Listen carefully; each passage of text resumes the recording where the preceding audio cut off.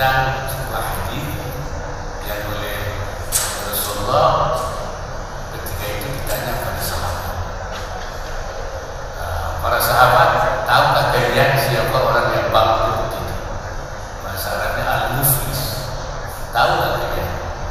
Para sahabat mengatakan al-muflis itu di antara kita itu man la dirham wala mata', orang yang nggak punya uang, nggak punya barang, habis untuk membayar utang, itu bangkrut.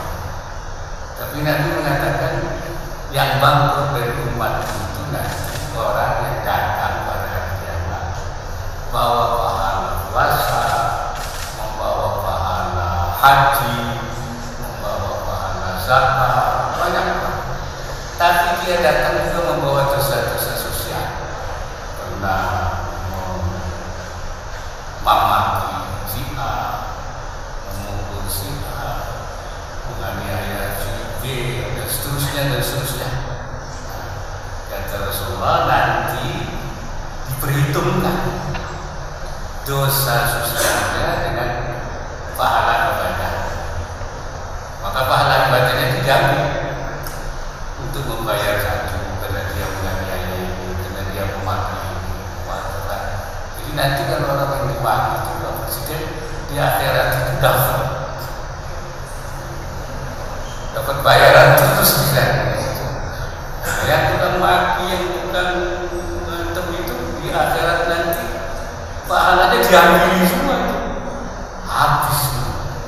Kalau sampai habis, kata Rasulullah, utangnya ini, utang dosanya belum terbayar, dibalik dosa ini yang ditimpakan kepada dia. Dosanya ini untuk saya belum dibayar ini. Akhirnya dia itu pahalanya habis, dosanya numpuk. Itu yang namanya bangkrut itu. Jadi bangkrut dosanya lebih banyak daripada pahala.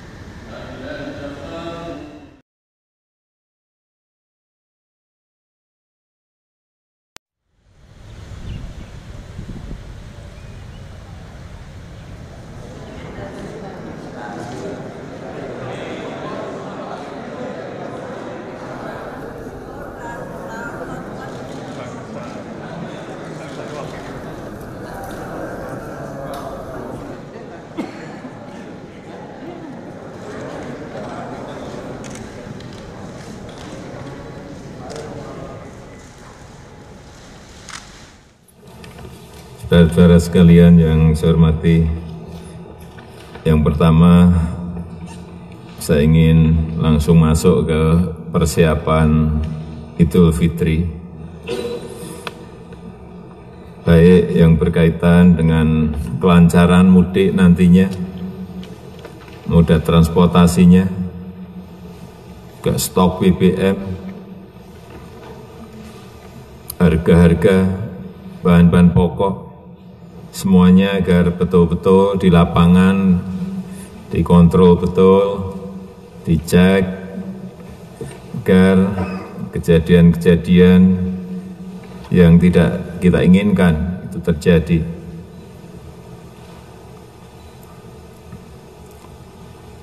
Apabila ada hal yang masih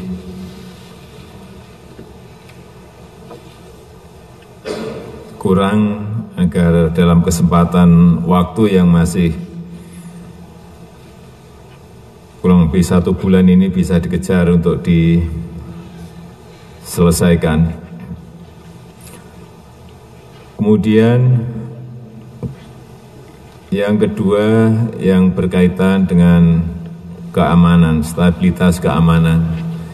Kita ingin memasuki nantinya di Hari Raya Idul Fitri, rasa aman masyarakat waspada, kemudian juga hati-hati terhadap ancaman terutama terorisme, dan menindaklanjuti dari ancaman-ancaman ini, saya ingin agar rancangan undang-undang anti terorisme ini segera dikejar ke DPR, ini Pak Menko Polhukam, agar bisa segera diselesaikan secepat-cepatnya, karena ini sangat kita perlukan dalam rangka payung hukum untuk memudahkan, untuk memperkuat aparat-aparat kita bertindak di lapangan. Yang kedua juga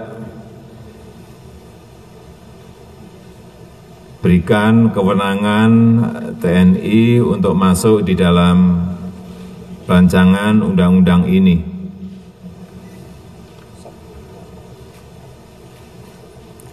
Tentu saja dengan alasan-alasan yang saya kira dari Menko Polhukam sudah mempersiapkan untuk ini.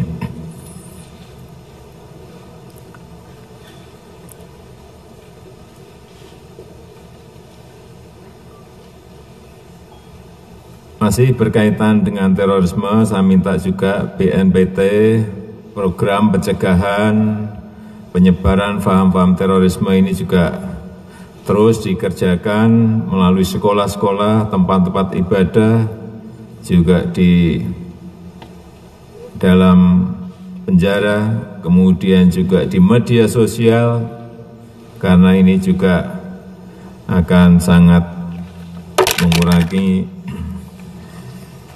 aksi-aksi terorisme yang hampir semua negara sekarang ini mengalami.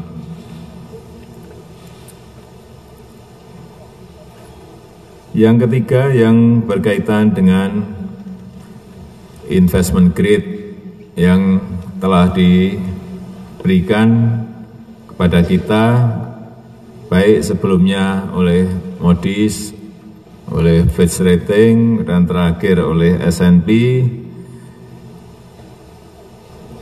Saya minta agar ada tindak lanjut dari kita sehingga efek positif itu tidak hanya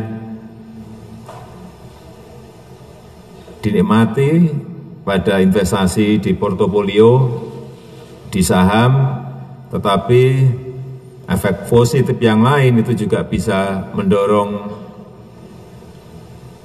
sektor real untuk menumbuhkan perekonomian kita.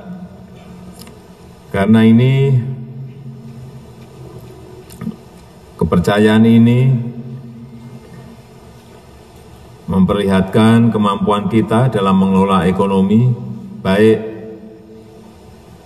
mengelola fiskal kita, mengelola moneter kita, tetapi yang paling penting adalah bagaimana mendorong efek positif dari investment grade ini betul-betul bisa dirasakan manfaatnya oleh rakyat, sehingga tadi saya sampaikan agar ini didorong oleh kementerian yang berkaitan dengan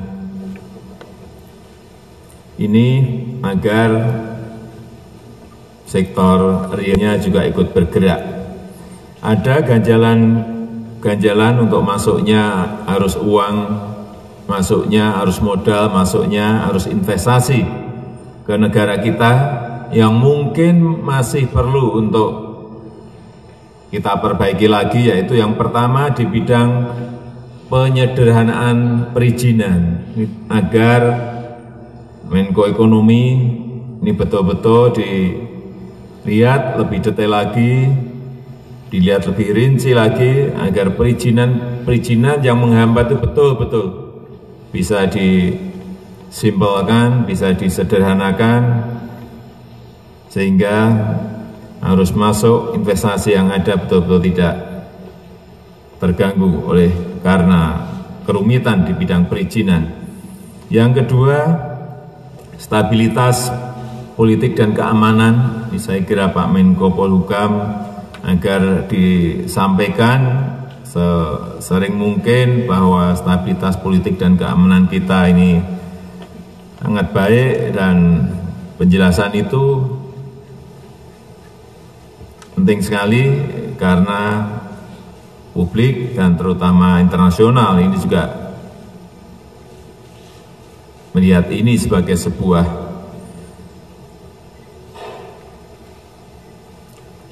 tanda tanya yang menurut saya ini kalau diberikan penjelasan mereka juga akan bisa menerima. Saya kira diterangkan secara simpel bahwa setiap tahun negara kita mempunyai perhelatan pilkada, pilihan bupati, pilihan wali kota, pilihan gubernur yang ini mau tidak mau pasti sedikit menghangatkan situasi politik kita.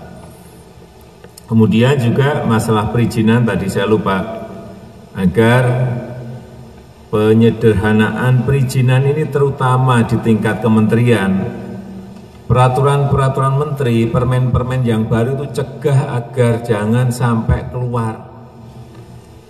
Kalau memang terpaksa harus mengeluarkan itu, bicarakan terlebih dahulu dalam rapat terbatas. Karena saya melihat masih banyak kementerian-kementerian yang mengeluarkan permen-permen yang baru,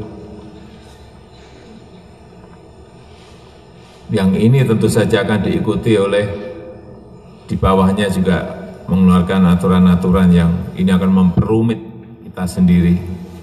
Kemudian yang berkaitan juga dengan larangan-larangan terbatas, ini terutama di Kementerian Perdagangan ini juga coba dilihat lagi apakah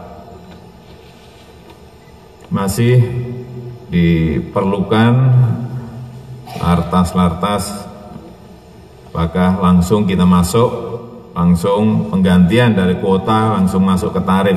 Ini akan lebih memudahkan controllingnya dan tentu saja akan lebih menaikkan sisi penerimaan dari